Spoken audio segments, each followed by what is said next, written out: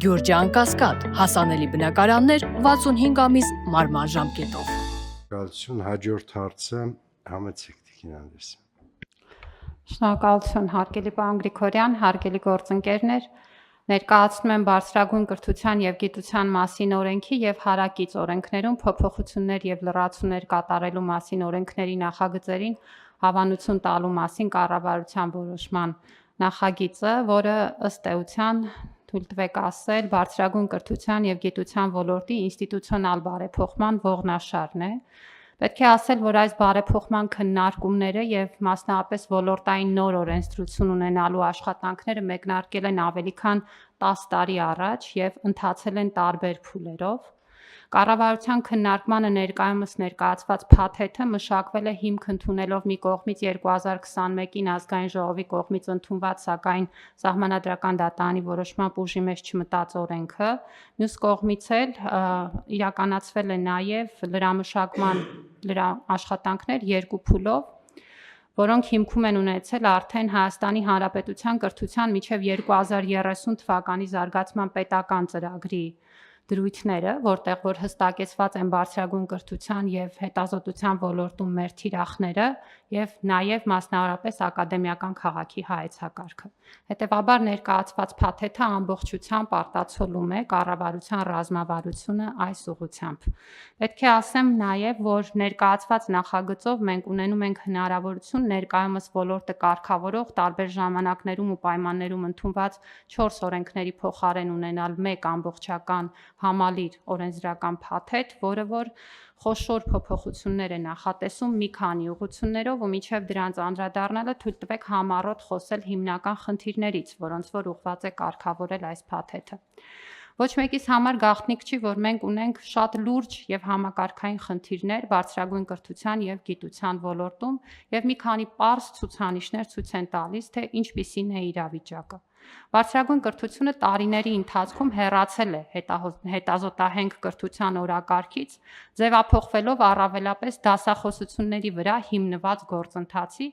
հաճախ որակի և մրցունակության էական թերացումներով։ 2005 թվականից մինչև հիմա փաստացի անցում չի կատարվել բարձրագույն կրթության 3-րդ մակարդակին և չեն դրվել միջազգային արդի պահանջներին համապատասխանող մասնագետների պատրաստման օրենսդրական հիմքերը, ինչի հետևանքով փաստացի չի գործում բարձրագույն կրթության եռաստիճան համակարգը և փոխարենը գիտական աստիճանի շնորհումը չի դիտարկվում իբրև կրթության մաս, այլ պահպանվում է գիտական աստիճանաշնորհման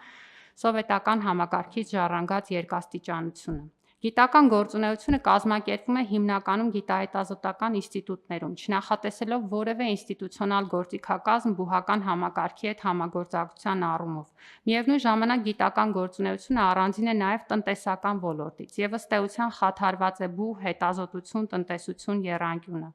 Տարիների ընթացքում նաև թերի իրավական դաշտը, անբավարար ֆինանսական ռեսուրսները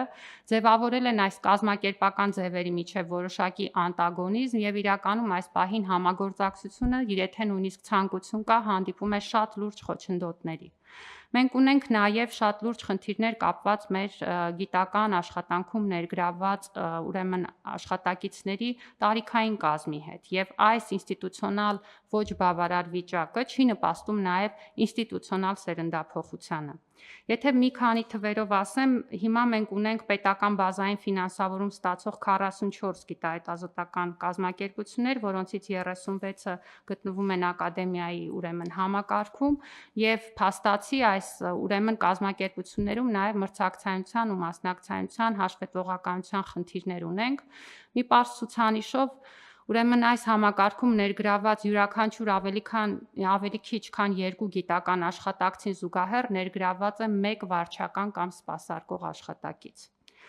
Գիտության ոլորտին հատկացվող բազային ֆինանսավորման 73%-ը ուղղորդվում է ակադեմիայի համակարգի կազմակերպություններին, սակայն մեր գիտական արդյունքի միայն 32%-ն է, որ սրա արդյունքում ներկայացվում է հենց այս համակարգի կողմից։ Դեմոգրաֆիական խնդիրների մասին խոսելով ակնհայտ է, որ ծերացմանը զուգընթաց, չնայած մենք ունենում ենք մուտք գործող երիտասարդներ, կառավարության վերջին տարիների քաղաքականության և գիտության ոլորտում վարձատրությունը գրավիչ դարձնելու հետևանքում, սակայն սա ինստիտուցիոնալ սերնդափոխություն չի, որտեղ գիտելիքի փոխանցումը ինստիտուցիոնալ չի։ Նաև բուհերի մասին անդրադառնալով մենք 60 բուհեր ունենք, ինչը նշանակում է, որ ըստ էության յուրաքանչյուր 50,000 բնակչին մեկ բուհ կարող է ուրեմն համամասնությունը գործել, ինչը միջազգային ուրեմն չափանիշների համեմատ էապես խեղված ցուցանիշ է, եւ ինչը կարեւոր է, բուհական համակարգում իրականացված վերլուծությունները ցույց են տալիս, որ ամբողջ համակարգում ներգրավված ակադեմիական անձնակազմի միայն 6%-ն է հանդիսանում գիտական աշխատող, եւ ընդ որում գիտնական կա, գիտական գոնե մեկ աշխատող կա 60 բուհերից միայն 15-ում, այսինքն մնացյալ 45 բուհերում կրթությունը իրականացվում է բացառապես դասավանդման եղանակով։ 51%-ը մեր բուհերում դասավանդող անձնակազմի գիտական աստիճան ընդհանրապես չունի։ Այս ցանկը կարելի է երկար շարունակել, ինչու եմ սա ասում։ Մի պարզ պատճառով, որ այս ոլորտում բարեփոխումները այլընտրանք չունեն եւ այնինչ առաջարկվում է նաև կարելի է համարել ուշացած։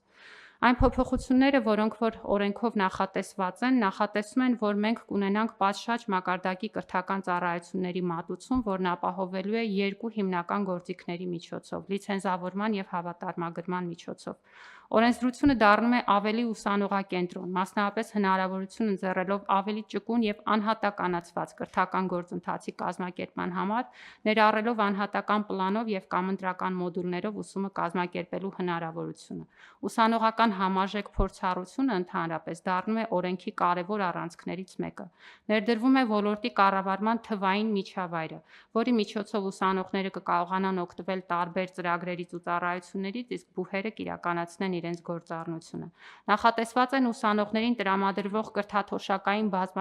բազմամակարդակ համակարգեր։ Մենք հրաժարվում ենք նպաստի մոտեցումից եւ կրթաթոշակային քաղաքականություն դառնում է պետական աջակցության հիմնական ձևը, շատ թիրախային եւ ըստ այդմ նաեւ առաջադիմության խրախուսման, ինչպես նաեւ նպատակային ուսման վարձի, կեցության ծախսերի եւ նպատակային կրթության կազմակերպման համար։ Հատուկ կարգավորվում է համալսարանական ինկուբատորների ստեղծման ոլորտը, որը հանդիսանում է կրթություն, գիտություն, շուկա կապի կարևորագույն գործիքներից։ Վերանայվում են գիտության կազմակերպման սկզբունքները եւ նախատեսվում է, որ գիտական կազմակերպությունները կգործեն խոշորացված հետազոտական համալսարանների կառուցվածքում որպես ինքնակառավարման մեջ շրջանակ ունեցող միավորներ, որոնք իրենց հիմնական գործունեության զուգահեռ ներգրավված կլինեն նաեւ կրթական գործընթացներում։ Կարգավորվում են նաեւ հետազոտական աշխատանքների արդյունքում առաջացող մտավոր սեփականության պատկանելության եւ դրանց կառավարման հարցերը, ակադեմիական ազնվությանը, հաշվետվողականությանը եւ որակի մշտադիտարկմանը վերաբերող հարաբերությունները, ինչպես նաեւ ֆինանսավորման եւ ավելի մեծ համալսարանական համակարգում գիտական կազմակերպությունների աշխատանքների կազմակերպման իրավական շրջանակը։ Հատկապես կուզեմ ընդգծել կառավարման համակարգի բարեփոխումները, մասնավորապես կուսակցական անձանց եւ պետական պաշտոններ զբաղեցնող անձինք չեն ներգրավվելու խոշորացված բուհերի կառավարման մարմիններում եւ ղեկավար պաշտոններում, ինչը զուգակցվում է նաեւ էթիկայի ստանդարտների սահմանմամբ, որը արգելելու է բուհերում կուսակցական կամ այլ տիպի գործունեությունը կամ քարոզը։ Ուզում եմ հիշեցնել, որ սա կառավարության հատուկ հանձնառություններ եւ այս օրենսդրական փաթեթը նաեւ նախատեսում է այս խնդրի հասցեագրումը։ Միաժամանակ բուհերի կառավարման համակարգը դառնում է ավելի հորիզոնական, պատասխանատվությունների եւ հակակշիռների բազմաշերտ համակարգի նախատեսելով նաեւ բուհի ակադեմիական ստորաբաժանումների ավելի լայն ինքնավարության աստիճան։ Օրենքի նախագծով, ինչը կարևոր է, նախատեսվում են բուհական համակարգի պետական աջակցության մի քանի գործիքների ներդրում։ Այս պահին ընդամենը ուսանող թվով ֆինանսավորումից մենք անցնում ենք բազմաշերտ ֆինանսավորման մոդելների, որը թույլ է տալու նաև բուհական համակարգի շարունակական բարեփոխումներ անել։ Միևնույն ժամանակ գիտական եւ մյուս ակադեմիական աշխատողների ատեստավորման, կատարողականի կամ արդյունքի վրա հիմնված ֆինանսավորումը հիմնական մոդելն է, որով որ տարբեր գործիքները գործելու են։ Ներմուծվում են միջազգային համապատասխանության, շարժունության, մրցունակության սկզբունքները, որոնց միջոցով փաստացի ստեղծվում են նախադրյալներ թե բարձրագույն կրթության, թե գիտության միջազգային գրավչության մեծացման համար։ Ավելին, օրենքը նախատեսում է միջազգային համագործակցության շրջանակի ընդլայնում, նաև Հայաստանում միջազգային հեղինակավոր բուհերի գործունեության ծավալմանն աջակցելու տեսանկյունից, որի համար նախատեսված են հատուկ կարգավորումներ, ներդրվում են նաև միջազգային ուսանողների ներգրավման, օտարալեզու կրթության կազմակերպման ինստիտուցիոնալ հնարավորություններ, արդիական կարգավորումներ են տրվում հեռավար կրթությանը։ Հարգելի պարոն Գրիգորյան, փաթեթը շատ մեծ է։ Մենք նաև առիթ կունենանք ազգային ժողովի գործընկերների հետ պայմանավորվածությամբ հանրային լսումներ կազմակերպել ազգային ժողովում քննարկելու փուլում։ Մինչ այս էլ արդեն մի քանի փուլով քննարկումներ են ունեցել շահագրգիռ կողմերի հետ։ Քննարկման մակարդակը նշելու համար պետք է նշեմ, որ ավելի քան 500 էջ միայն ամփոփաթերթ ունենք տարբեր կարծիքների ամփոփմամբ եւ այդ իմաստով բավական քննարկված եւ մասնակցային գործընթաց անցած փաթեթ է եւ ուզում եմ նաեւ շնորհակալություն հայտնել ընթացքում ստացված շատ կարեւոր ու արդյունավետ դիտարկումների համար, որը մենք կշարունակենք դիտարկել մինչեւ նաեւ ազգային ժողովում օրենքի քննարկումը եւ հաշվի առնելով այս ուրեմն փաթեթի կարեւորությունը խնդրում եմ հաստատել շնորհակալություն։ Շնորհակալություն Տիկին Անդրեասյան, հասկանալի է։ Ես ուղղակի ուզում եի հասկանալ, մենք տեսնելով, որ միևնույնն է բարձրագույն կրթությունը մասնավորապես, մագիստրատուրան մասնավորապես գնում է դեպի հեռավար։ Եվ ուզում եմ վստահ լինել, որ մեր կարգավորումները դա հաշվի է առնում, որովհետև կարող պատահի մենք ինչ-որ տրադիցիոն կարգավորումների տիրույթ մտնենք, բայց պարզվի, որ դուրս ենք մնում կրթության ոլորտից, որովհետև իմ տպավորությամբ այնուամենայնիվ այդ թվում Հայաստանի Հանրապետության տարածքում կրթական ծառայություններ կմատուցվի եւ ես ուզում եմ հասկանալ մենք դրան ոնց ենք վերաբերվելու, որովհետև բացառվում է, որ 1-2 տարի հետո Հայաստանում մեծ առաջարկ չլինի օտարերկրյա, այդ թվում առաջնակարգ բուհերի հեռավար կրթության ծառայությունների։ Հիմա մենք ինչ ենք անելու այդ մասով։ Պարոն Գրիգորյան, ես իմ խոսքում էլ նշեցի, որ նախատեսված է նախ առանձին կարգավորումներ, որոնք թույլ կտան միջազգային հեղինակավոր բուհերին շահագրգռված լինել գործունեություն ծավալել Հայաստանի Հանրապետությունում եւ մենք ինքներս էլ պիտի հիշեցնեմ, որ ակադեմիական քաղաքում նախատեսել ենք, որ բացի պետական բուհերից առանձին տարածքներ հատկացված են հենց նաեւ միջազգային եւ մասնավոր բուհերի գործունեության համար։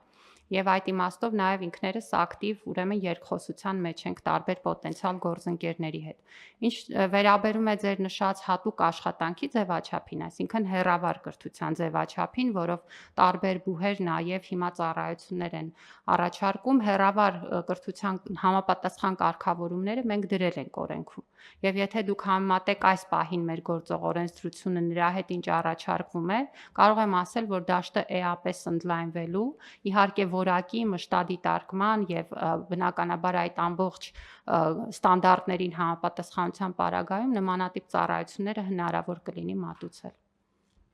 Շատ լավ, ես ուղղակի կարծում եմ, որ մեր բուհերն էլ այդ թվում եւ մասնավորապես պետական ուղղակի շատ շուտով մրցակցային չեն լինի, եթե հեռավարի հարթակը չաշխատի։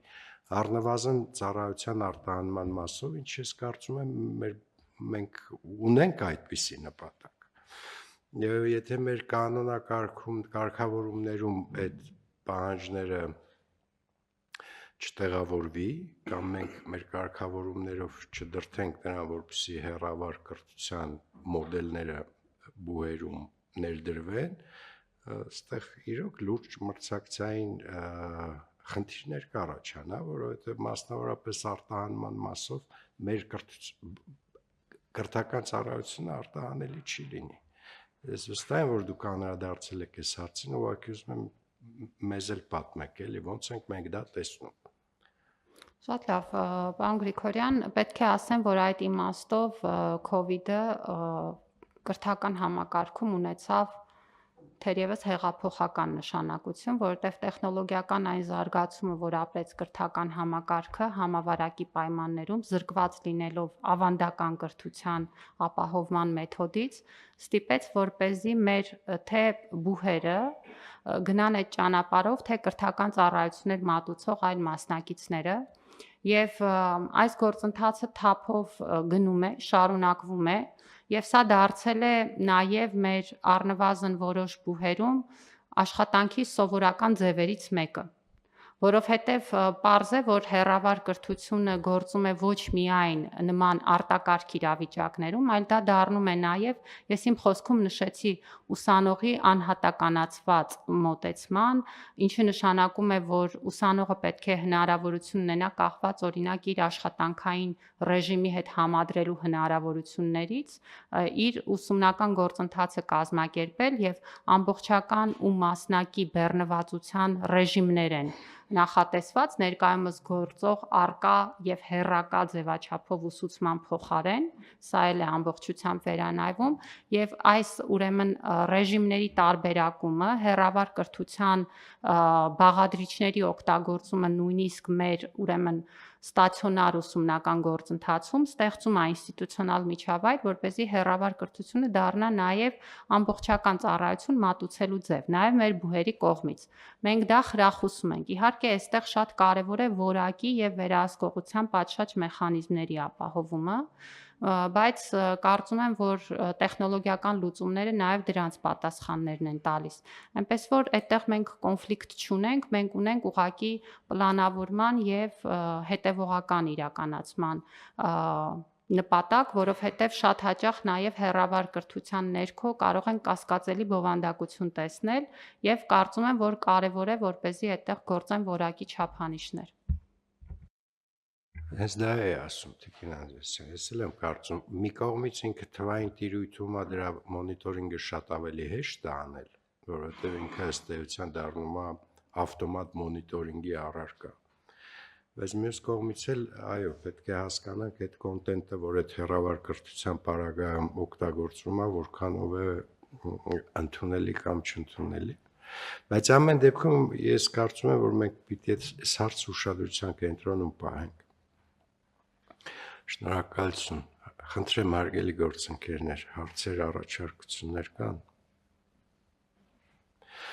Առաջարկում եմ ընդունել որոշումը, ովքեր են դեմ չկա, որոշումն ընդունվեց։